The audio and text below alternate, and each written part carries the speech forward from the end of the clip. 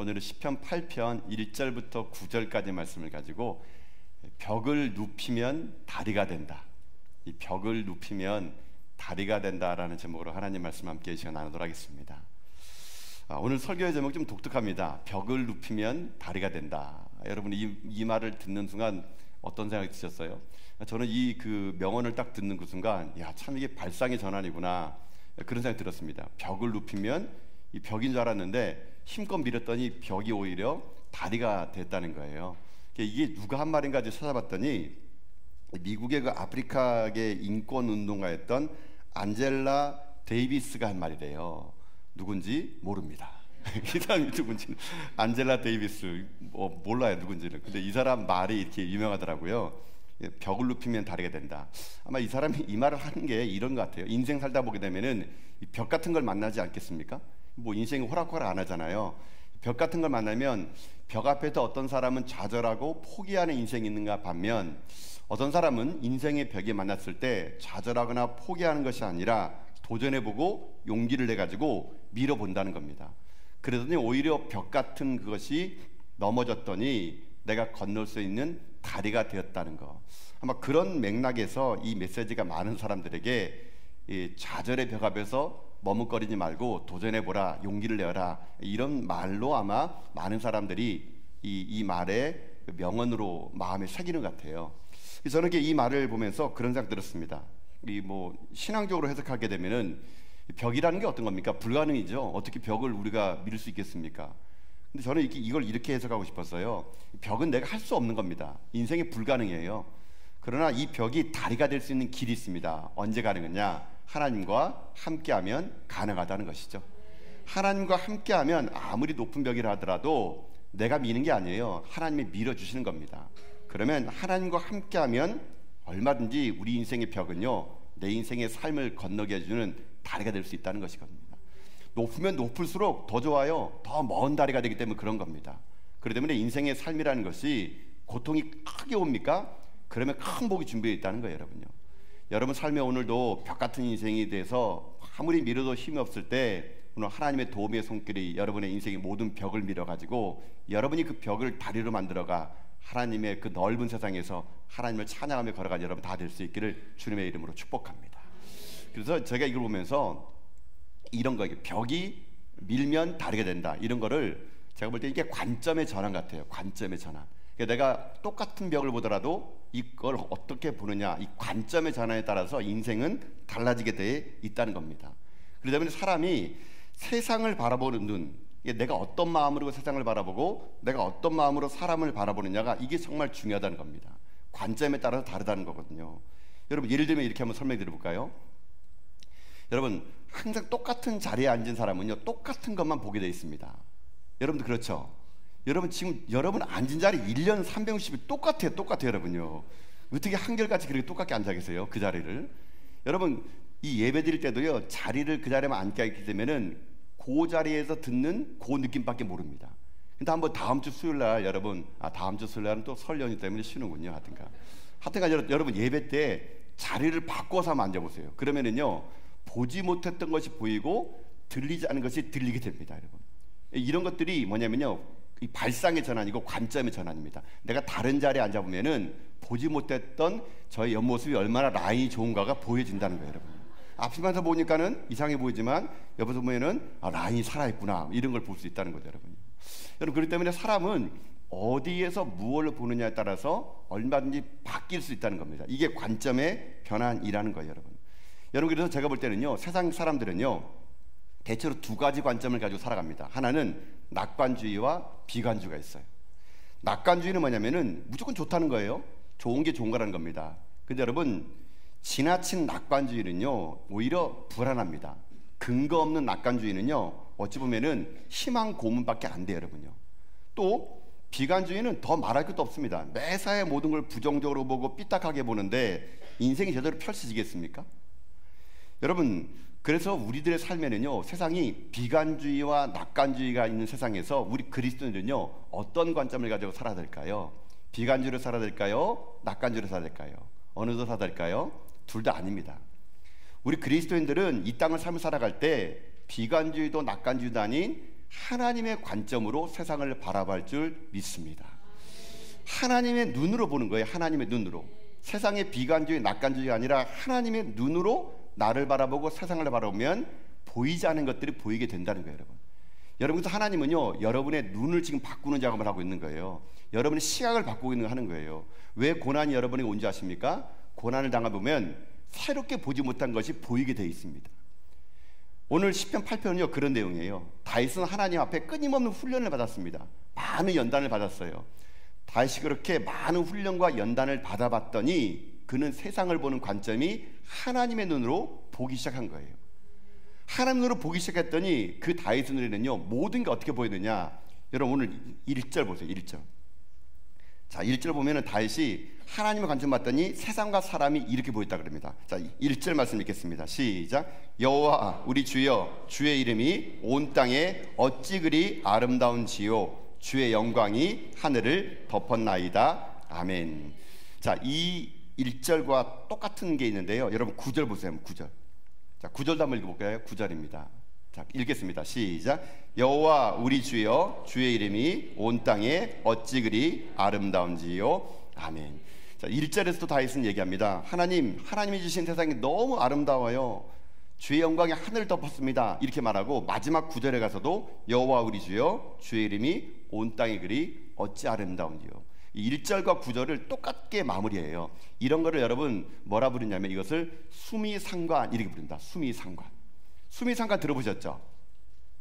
학교를 안 나오셨군요. 여러분 국어 시간에 배우는 건데 수미상관이라 그래가지고 이 첫 번째 그 나왔던 시의 연과 마지막 시의 연이 똑같은 것을 가지고 수미상관이다 이렇게 얘기합니다. 어쨌거나 뭐 괜찮습니다. 몰라도 되는데요. 이 수미상관으로 다윗이 고백하고 있는 게 뭐냐? 다윗의 눈에는요 하나님 관점으로 세상을 바라봤더니 모든 게 아름다운 겁니다. 하나님이 그를 훈련시키고 하나님의 시각으로 봤더니 이 땅에 있는 모든 것들이 주의 이름이 이 땅에 가득한 것을 보게 된 거예요, 여러분요. 자, 여러분 우리도 가끔씩 그럴 때가 있지 않습니까? 여러분 세상을 바라보면은 너무 자연이 아름답고 사람이 너무 행복해 보일 때, 여러분 그럴 때가 있죠. 어떨 때 그럴 때입니까? 은혜 충만할 때. 여러분 은혜가 충만할 때 모든 게 다 좋아 보입니다. 하나님 주신 자연을 바라보면은 너무 아름답고 모든 게 다 놀랍고 사람들을 바라보면 존귀해 보이죠. 근데 여러분 이게 지속되던가요? 잘 안 됩니다, 여러분요.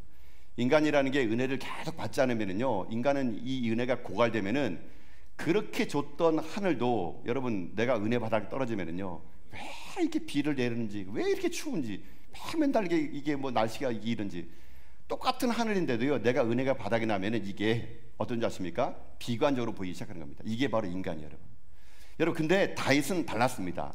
다윗은요, 어떠한 환경과 관계없이 동일한 관점으로 하나님의 일하심을 보았다는 겁니다. 이게 다윗의 위대한 점이에요. 우리는 우리의 기분에 따라서 은혜 받으면은 자연이 좋아 보이는데 은혜가 떨어지면은 왜 맨날 추운 날씨가 있느냐, 왜 우리나라는 사계절이 있느냐, 그냥 뭐 더운 날만 있지, 이렇게 여러분이 똑같은 건데도 은혜가 떨어지면은 이런 말을 한다는 거예요. 그러나 다윗은 그러지 않았다는 것입니다. 그럼 다윗의 인생의 삶은 형통했느냐? 아닙니다. 다윗은요 자기의 인생의 삶에 빛난 날이 별로 없었습니다. 여러분 아시잖아요. 다윗이 사무엘에 또 기름 부은 다음에 왕이 될 때까지 수십 년간 광야에서 도망다녔습니다. 사울 때문에요. 왕이 되고 난 다음에 말년에는요 아들이 쿠데타를 일으켜가지고요 왕궁에서 쫓겨갔습니다. 젊었을 때는 또 밧세바와의 그 문제로 인해 가지고요 얼마나 다윗이 힘든 시간을 보냈습니까? 다윗의 일생에는 빛나고 좋은 일이 별로 없었습니다. 그러나 그의 인생의 삶을 다 돌아봤을 때 그는요 자기가 주어진 상황과 관계없이, 물질의 부족함과 풍족함과 관계없이 다윗은요 하나님의 모든 세상이 아름답게 보여지는 그 눈을 그가 가지게 되었다는 거예요, 여러분요. 여러분 오늘 시편 8편이 다윗이 그런 고백이라면 우리들의 고백도 이런 고백이 돼야 된다는 거거든요.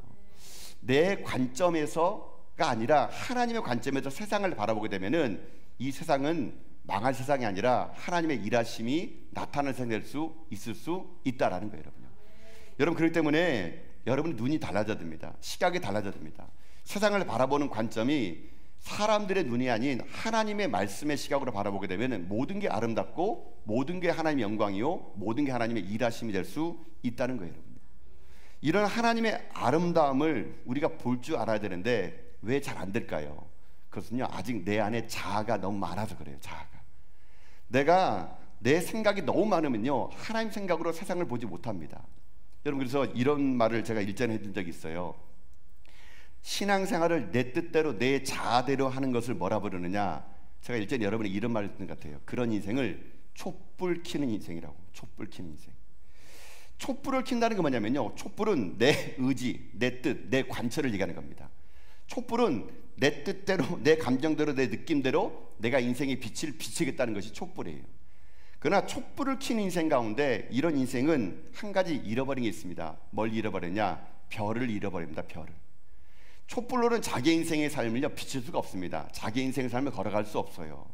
촛불을 끌 때만이 별이 보입니다. 별을 보아야지만이 인생의 삶이 어느 방향으로 가야 되는 것인가를 알게 되는 것이 될 수 있다는 거예요, 여러분. 그렇기 때문에 오늘 여러분 안에 여러분의 생각이 너무 많으면 안 돼요. 여러분의 생각으로 이 세상을 바라보게 되면 모든 것이 다 불합리하고 억울해 보입니다. 그러나 하나님의 눈을 가지고 우리가 세상을 바라본다면 이 세상은요, 하나님의 아름다운 작품이요, 하나님의 일하심에 대한 기대요, 하나님을 꿈꾸는 세상이 될 수 있다는 것이거든요. 저는 아무쪼록 여러분이 오늘 눈이 달라져 가지고요, 세상을 바라보면은 그저 이 세상 망할 놈의 세상이구나, 이게 아니라 하나님이 이 땅 가운데 어떻게 또 놀라운 일을 행하실 것인가, 여러분이 그렇게 눈이 바뀌어져 가지고 날마다 아침에 떠오르는 태양을 바라볼 때마다 스쳐 지나가는 바람 한 줄기에도, 오늘 지나가다가 밤에 떠오르는 달 하나를 보더라도 이게 하나님의 오묘하고 놀라운 계획임을 알고, 이 모든 우주 만물을 하나님이 지으시고 지금도 창조하시고 지금도 운행하신다면 내 인생도 하나님이 책임질 거라는 확신을 가지고요, 여러분이 날마다 여러분 인생 가운데 하나님의 놀라운 일들을 경험하는 여러분 다 될 수 있기를 주님의 이름으로 축복합니다. 다윗은요, 광야에서 돌아다니면서 사울의 칼날을 피해 다니면서 그는 하나님이 자기와 함께 한다는 것을 밤하늘의 달을 보면서 떠오르는 태양을 보면서 스쳐 지나가는 바람 한 줄기를 통해서 그가 그렇게 깨닫고 느꼈더니만은 그가 어떤 인생인지 아십니까? 사람을 보는 눈이 달라지기 시작합니다. 어떻게 달라졌느냐? 여러분 2절 보세요. 2절. 자, 2절 볼까요? 2절 읽겠습니다. 시작. 주의 대적으로 말미암아 어린아이들과 젖먹이들이 입으로 권능을 세우심이여 이는 원수들과 보복자들을 잠잠하게 하려 하심이니이다. 아멘. 자, 한번 들어보세요. 하나님의 관점으로 하나님의 일하심을 보고 이 자연 만물 속에서 하나님께서 나를 위해서 역사하신다는 것을 내가 경험하게 되면 내 안에 어떤 변화가 일어나면요, 사람을 보는 눈이 달라진다는 거예요, 여러분. 다윗이 오늘 그 말하지 않습니까? 여기 보면은 어린아이들과 젖먹이들 나오잖아요. 여러분, 어린아이들과 젖먹이들은 어떤 자들일까요? 가장 연약한 인생들이라는 겁니다. 가장 힘없는 인생들이에요. 여러분, 다윗이 지금 이 표현이 중요한 게 뭐냐면요, 다윗은 왕 아닙니까? 왕. 여러분, 권력을 가진 자들, 힘 있는 자들은요, 연약한 자들이 안 보입니다, 여러분요. 내 주변에 힘 있는 자들 보이면 그 힘보다 내가 더 많은 힘을 가지려고 그러기 때문에 끝없이 그는요, 권력에 취해 가지고 자기 밑에 있는 연약한 자들, 젖먹이들이 안 보이는 게 그게 권력을 가진 사람의 특징이에요, 여러분요. 여러분, 근데 다윗은 그렇지 않았다는 겁니다. 자기가 하나님의 관점에서 세상을 바라보고 나를 바라봤더니 그는 권력이 있을지라도 왕이었지만 그는 연약하고 그리고 가난하고 힘든 자들의 아픔을 볼 줄 아는 눈이 그에게 열렸다는 거예요, 여러분요. 여러분, 이게 다윗의 위대한 점입니다, 여러분요. 여러분, 다윗은요, 광야 생활 기간 내에 이런 걸 많이 경험했습니다. 그는 사울의 칼날을 피해 도망 다닐 때도 아두람 굴에 숨어 지낼 때, 그 비참한 현장 속에서 굴 속에 지낼 때 그 다윗 가운데 상처 입은 사람 400명이 몰려 들어와요. 자기 몸 하나 건설하기도 지금 힘든 판국에 그런 아두람 굴에 모여 있는 그 백성들을요, 다윗은요, 핑계시지 않습니다. 400명을 걷어들여요. 그뿐입니까? 400명과 함께 그 지내고 있는 환경 속에서 이 블레셋 사람들이 이스라엘 땅 그일라를 침범했다는 얘기 듣거든요. 그일라를 침범했는데 사울왕은요, 권력에 취했으니까 어린아이와 젖먹이들이, 백성들의 민심이 눈에 안 보이는 겁니다. 그일라 거민들이 그 블레셋 사람들에게 침공을 나갔다는 얘기 들으니까 이 다윗의 마음이 그들에게 불쌍히 여기는 거예요. 그래가지고 지금 자기가 그일라 백성들을 구할까 그러는데 이 400명 있는 사람들이, 아니 우리 코가 석자인데 누구를 갖냐 이겁니다. 다윗은 그때 하나님께 기도합니다. 그러나 하나님이 가서 그일라를 도우라 그래요. 자기 형편도 어려운데 그는 그일라 백성들을 구했을 때 이것이 이 이스라엘 사람들에게 백성들의 마음을 사게 되고 훗날 다윗이 왕이 될 수 있는 길을 열어주게 될 수 있었다는 겁니다. 여러분, 우리도 마찬가지입니다. 하나님 오늘 우리에게 원하시는 게 뭐냐면요, 우리가 눈을 들어 우리 주변에 있는 사람들의 그 연약함과 긍휼함과 그의 삶을요 볼 줄 아는 눈이 열리기를 원하는 거거든요. 여러분 지금 이 땅에 사는 사람 중에 얼마나 많은 분들이 힘들고 어려운 삶을 살아갑니까? 우리 성도들 중에도 그런 분이 얼마나 많은지 몰라요, 여러분요. 여러분, 우리가요 하나님을 섬긴노라고 말하면서 하나님에 대한 눈이 열려서 나를 통치하시고 나를 다스리는 하나님의 눈이 열린다면요, 그 다음에 우리 눈이 열려가지고 내 주변에 연약한 자들, 힘겨워하는 자들, 눈물겨워하는 자들, 아파하는 자들, 그런 자를 위해서 우리가요 손을 내밀 줄 아는 그런 믿음의 종들이 돼야 될 줄로 믿습니다. 그래서 여러분, 관점이 좀 바뀌었으면 좋을 것 같아요. 이제 설 연휴를 맞이하게 되면은 여러분, 설날 누구나 풍족하게 지내지 못합니다. 여전히 지금도 힘들게 보낸 사람이 있을 거예요. 여러분, 그런 자들이 있다면은 손 내밀어서 여러분에게 떡국이 있다면은 한 그릇이라도 여러분 나눠줄 줄 아는 그런 사람 되십시오. 그래서 우리가 주님 부르시는 그날까지 우리들의 인생의 삶이 나만을 위한 인생이 아니고요, 이 땅의 젖먹이와 어린아이들까지도 돌보시는 하나님의 마음을 가지고 우리의 마음이 그들에게 향해 나갈 수 있는 그런 하나님의 마음을 가지고 세상을 선해 나가는 여러분 다 될 수 있기를 여러분 주님의 이름으로 축복합니다. 이게 관점의 전환이에요. 하나님의 관점을 봤더니 세상이 온통 하나님께서 창조하신 세계이고, 하나님의 관점을 봤더니 내 주변에 있는 많은 사람들이 하나님을 사랑하는 대상을 알았더니 다윗이요 어떤 고백하느냐, 이런 고백합니다. 여러분 4절 말씀 보실까요? 한번요. 어린아이 젖먹이뿐만 아니라 다윗은 이제 확장해가지고 이렇게 고백합니다. 4절 말씀 읽겠습니다. 시작. 사람이 무엇이기에 주께서 그를 생각하시며 인자가 무엇이기에 주께서 그를 돌보시나이까. 아멘. 여러분, 이 말은 뭐냐면요, 다윗이 이제 하나님의 눈을 가지고 세상을 바라보고 사람을 바라봤더니 하나님이 너무 감사한 거예요. 그래서 고백하는 겁니다. 아이고 하나님, 사람이 무엇인데 하나님이 우리 같은 자를 생각하십니까? 아니, 인자가 무엇이기에 하나님이 우리 같은 사람을 돌보십니까? 여러분, 이건요 관점이 바뀌고 나서 하나님의 은혜를 받은 사람의 고백이 바로 이 고백이에요. 저는 어찌 보면 오늘 시편 8편에서 이 4절이 정말 중요한 메시지라고 생각됩니다. 여기서 생각하다라는 말은요 돌보다라는 말입니다. 생각한다는 것은 돌보는 거예요. 여러분 하나님이 여러분을 생각하시사 여러분을 여기까지 돌봤다고 저는 믿습니다. 내가 이 자리에 올 수 있는 것은 내가 한 게 아니에요. 여러분요, 우리처럼 부족하고 연약한 자를 하나님이요 생각해 준 거예요. 나를 생각해 줬고 나를 긍휼히 여겨 줬기에 내가 오늘 여기에 앉아 있는 거예요. 여러분, 하나님이 나를 긍휼히 여기줬기에 내가 여기 있는 것이고, 하나님 나를 불쌍히 여겨줬기에 내가 오늘 존재하는 것이고, 하나님이 나의 발목에 힘을 주셨기에 우리가 여기까지 달려올 수 있는 것이고, 하나님이 나에게 재물을 얻을 능력을 주셨기에 내가 지금 살아갈 수 있는 거예요. 여러분요, 그러려면 오늘 우리들의 인생의 삶에 이 하나님이 나를 생각해 주시는 이 생각함, 여러분 이것이 우리 가운데 얼마나 큰 감사의 고백이 되고 얼마나 큰 우리 가운데 하나님을 예배할 이유가 여기 있게 된다는 거예요. 여러분, 저는 그래서 이 4절의 고백을 드릴 때마다 참 하나님께 감사합니다. 저같이 부족한 자를 하나님께서 목사 삼아주시고 이 전화교회를 섬길 수 있도록 담임 목사자를 생각해 주신 그 하나님의 생각해 주시고 돌보심이 전 너무 감사하더라고요. 이게 감사가 되니까 세상 모든 게 다 아름답게 보이고요, 이게 감사가 되니까 내 주변에 있는 성도들이 더 아름답게 보이기 시작했다는 거예요. 여러분, 그런 여러분의 삶에도 날마다 이 4절의 고백이 있어야 되는데요, 여러분 그래서 제가 한번 여러분과 이렇게 고백하기 원해요. 여러분 4절 말씀 자막 한번 띄워주시겠습니까? 한 번 더요. 자, 여기서 어떻게 읽겠냐면 이렇게 읽어보세요. 자, 사람이 무엇이기에 거기다가는 여러분의 이름을 드는 겁니다. 예를 들면 저처럼 영진이가 무엇이기에 주께서 그를 생각하시며, 또 인자에도 여러분 이름을 드는 거예요.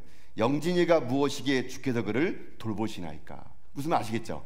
예. 누차 얘기하지만 여러분도 영진이라 하면 안 되고 여러분의 이름을 드는 거예요. 여러분의 이름도. 저만 생각하면 어떻게 하겠어요? 여러분 생각해야죠.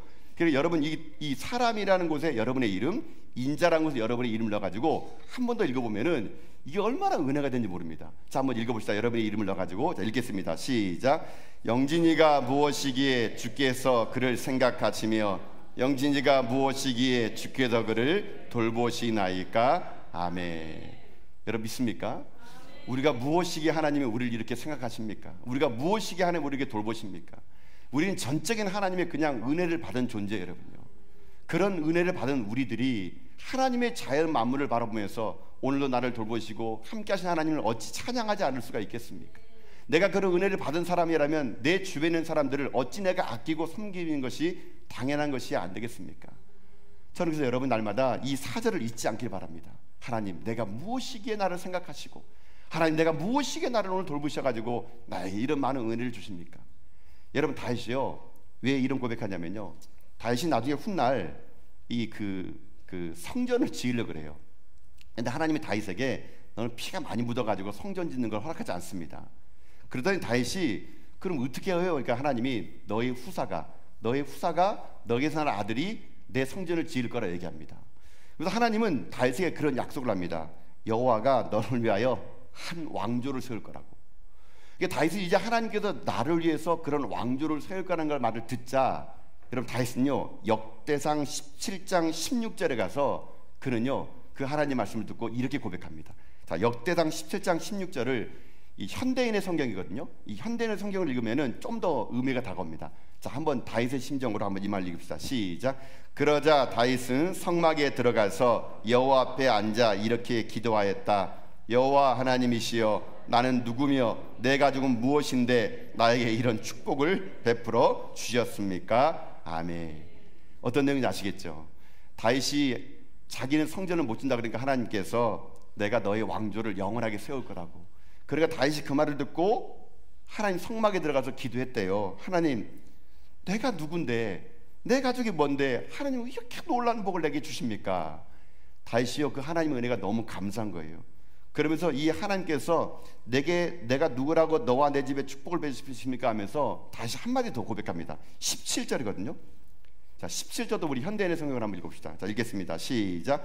여호와께서 나를 위해 이미 행하신 일도 과분한데 이제 내 집안의 장래일까지도 말씀해 주셨으니 주께서는 마치 내가 대단한 사람이라도 되는 것처럼 여기셨습니다. 아멘. 여러분, 저는 이게 심정이 다가오더라고요. 다윗이 아니 하나님 지금도 많은 복을 주셨는데 나에게 또 우리 집안을 이렇게 장래일까지 책임져 주십니까? 하나님은 내가 마치 대단한 사람처럼 여기는데 나는 그런 존재가 아닌데 나에게 이렇게 많은 은혜 주십니까? 다윗이요 하나님 관점으로 나를 봤더니 이런 고백이 됐다는 겁니다. 그도 그렇지 않습니까? 다윗은 왕이 될 감이 아니었습니다. 목동 출신이에요. 그가 한 건 아무것도 없습니다. 하나님은 그런 목동 출신을 불러다가 위대한 하나님의 왕으로 그를 세워주신 겁니다. 다윗이 왕이 될 수 있는 이유는 아무것도 없어요. 그저 하나님의 전적인 은혜가 그를 왕으로 만들어 주셨다는 것입니다. 여러분, 이것이 오늘 우리가 시편 8편을 다윗의 심정으로 고백할 수 있는 이유가 될 수 있다는 것이거든요. 하나님, 도대체 내가 무엇이기에 나를 이렇게 잘 대해 주십니까? 하나님, 도대체 내가 무엇이기에 우리 집을 이렇게 하나님 대해 주십니까? 하나님, 내가 무엇이기에 오늘도 나에게 이런 큰 은혜를 주십니까? 여러분, 이런 은혜를 아는 자에게 하나님은요 더 많은 은혜를 베풀어 주시는 겁니다. 여러분, 지금도 여러분 자신을 바라보고 여러분 집을 바라보고 환경을 바라보면서 여러분 자꾸만 여러분이 삶이 여러분의 관점으로 보게 되면요 모든 게 절망이지만 하나님의 관점으로 우리가 보기 시작한다면 모든 게 은혜이고 모든 게 하나님의 섭리이고 모든 게 하나님께서 우리 가운데 일하실 것을 기대하는 일들이 생길 수 있다라는 것입니다. 그래서 여러분의 삶에 오늘 눈이 밝을 수 있게 주님의 이름으로 축복합니다. 관점을 바꾸세요. 하나님의 일하심, 그리고 그 관점을 통해서 내 주변의 이웃들을 하나님 마음으로 바라보세요. 그들 또한 하나님의 귀한 존재라는 걸 잊지 마시면서 날마다 여러분 이 고백합니다. 하나님, 내가 무엇이건데 나를 생각하시고 내가 무엇이게 하는 나를 이렇게 돌봐주십니까? 내게 주신 은혜가 이렇게 큼에도 불구하고 하나님 주신 이 은혜가 너무 큽니다. 하나님, 나같이 부족한 자를 이렇게 과분하게 여겨주시니 하나님 감사합니다. 이 고백이 우리의 고백이 될 때 여러분 우리 인생의 삶은요 하나님의 눈으로 모든 걸 바라보면 인생의 삶이 복된 삶이 될 거라고 저는 믿습니다. 사랑하는 성도 여러분, 오늘도 벽 앞에 서 계세요? 여러분이 건널 수 없는 강가 앞에 서 계십니까? 현실의 삶이 오늘도 어려우세요? 여러분 관점을 바꾸세요. 하나님이 함께 하시면 그 벽은요 우리 인생에 건널 수 없는 강을 건너게 할 다리가 될 것을 믿습니다.